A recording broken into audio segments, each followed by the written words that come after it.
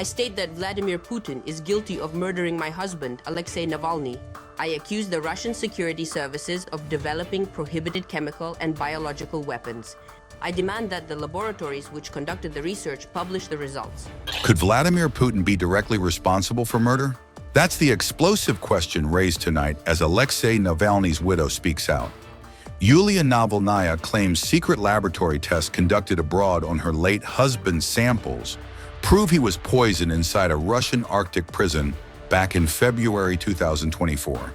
Navalny, Putin's fiercest critic, died under mysterious circumstances while serving a 19-year sentence, a punishment many call pure political revenge.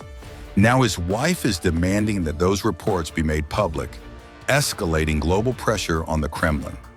In a powerful video statement, Yulia Navalnaya dropped a bombshell. She claimed independent laboratories in 2 countries had confirmed what many suspected: Alexei Navalny was poisoned. She revealed that his allies secretly obtained and transferred Navalny's biological samples abroad, where the tests were conducted.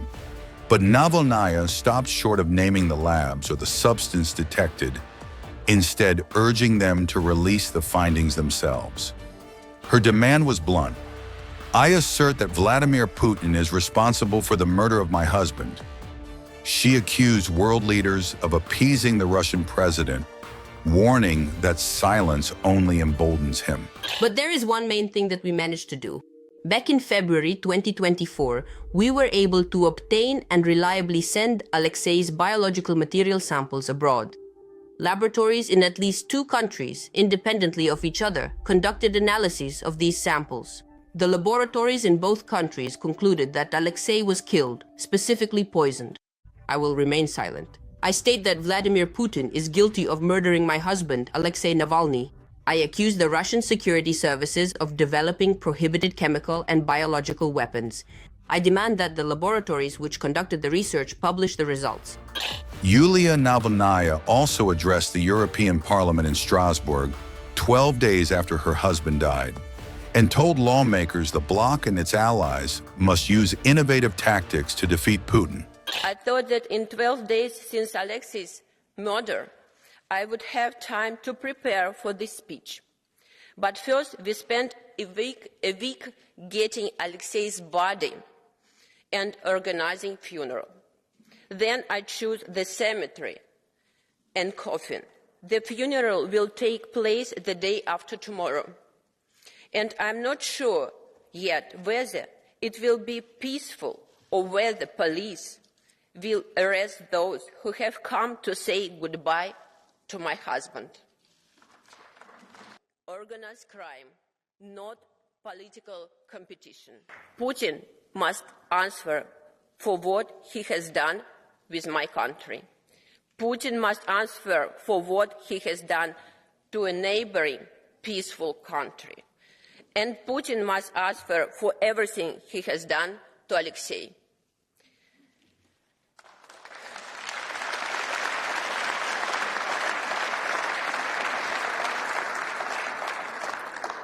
My husband will never see what the beautiful Russia of the future will look like.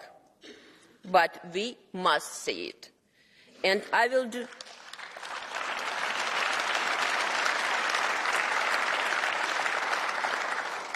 And I will do my best to make his dream come true. The evil will fall and the beautiful future will come. Thank you.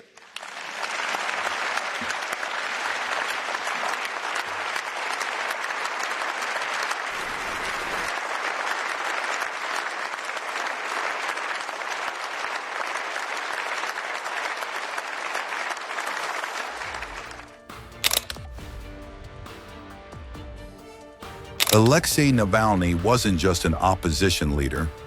He was a fearless anti-corruption crusader who once brought tens of thousands onto Russia's streets, exposing Kremlin graft at the highest levels.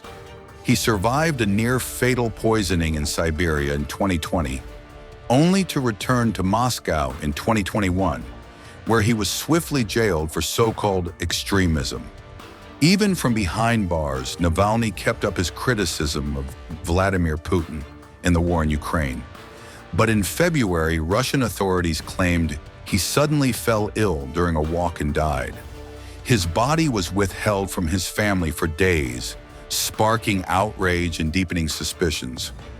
Navalny himself had long warned that the Kremlin was plotting his death.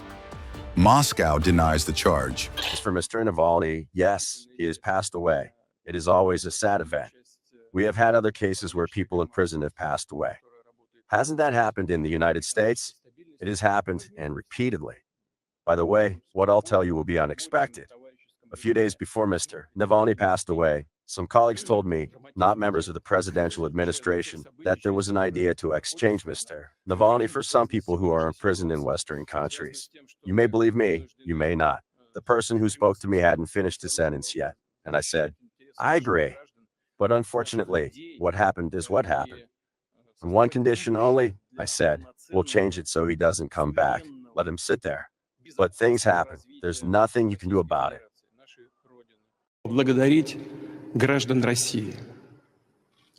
Initially, I would like to thank Russian citizens.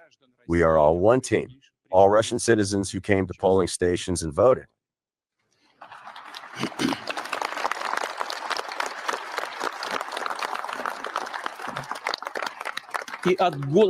From the votes of every citizen of Russia comes the unified will of the Russian Federation's nations.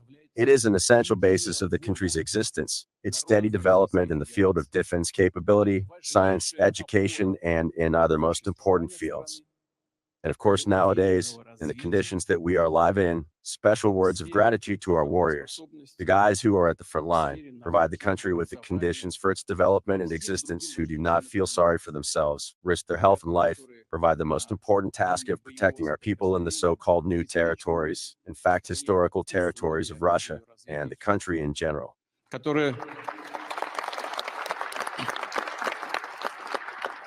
Которые не жалеют себя. No matter who wants to frighten us, no matter how they want to suppress us, our will, consciousness. As I have already said, no one has ever succeeded in anything like this in history. It has not worked now and will not work in the future. Never. All huge, if not in some areas grandiose, plans that have been conceived and which I recently spoke about in my message to the Federal Assembly, all will certainly be solved. All these issues will be solved and the goals will certainly be achieved. We will do everything for this. I want to thank all of you and all citizens of the country for the support and this trust. Thanks a lot. Thank you. Не исключаю, что, имея в виду происходящие сегодня трагические события, It's a question waiting for a meticulous researcher. Well, think about it. I do not rule out that, bearing in mind the tragic events taking place today, we will be forced at some point, when we deem it appropriate, to create a certain sanitary zone in the current territories subordinate to the Kiev regime, to create a security zone that will be quite difficult to cross with the means of destruction that the enemy is using, primarily, of course, of foreign manufacture. I do not know about this statement of France's president. We are ready to discuss any issues. But as always, within any situation, we will proceed from the interests of the Russian Federation and, of course, the situation at the front line. If they want it this way, it suits us in general, because they, Ukraine, attack us senselessly. It's a meat grinder for them. It's profitable for us. Let them try. In general, the initiative is fully on the side of the Russian army. In some directions, our guys are butchering the enemy. We are advancing every day, gradually, very delicately, but every day. This is a bit more than active defense, but we all see this anyway. As far as I understand, as I've heard and been reported to, there have been calls to come and vote exactly at noon, and it must have been an opposition gesture. Well, if there have been calls to come and vote, as I say in these cases, I praise them for that. But as I understand, it had no effect. But it's not important. What's important is that some spoil the ballots. That's bad. If you don't want to vote or want to put your trust in some candidate that you pick, or just not vote if you don't like anyone, that's one thing. But if you want to do dirt on the people who came to vote, to fulfill their civil duty, and you spit on their position, that's bad. At least, it's not democratic. What kind of democracy is that? In some countries, for example in your country, is it democratic to use administrative resources to attack a United States presidential candidate, including the usage of courts? We have no preferences for any United States presidential candidate. We will work with the one in whom the voters will put their trust. I think that anything is possible in the modern world. But I've already said this, and it is clear to everyone that this conflict between Russia and NATO will be just one step away from a full-scale World War III. I don't think anybody is interested in this. NATO military are present there, in Ukraine. We know this. We hear French speech there and English speech. There's nothing good in this. Firstly, for them, because they get killed in large numbers. But at the end of the day, over journalists, it is not our choice. If somebody wants to cover the internal problems of their countries in shot with their aggressive external rhetoric, well, this is a well-known and widely used trick. You know, the performance over the last couple of years has shown that, on the whole, the administrative team in the broad sense of the word has been very effective. And the results of the work, as I said recently, are satisfactory. This applies to the government, the central bank, and the presidential administration. The question now is to determine who will work most effectively and in what place in order to maximize the overall result of the teamwork.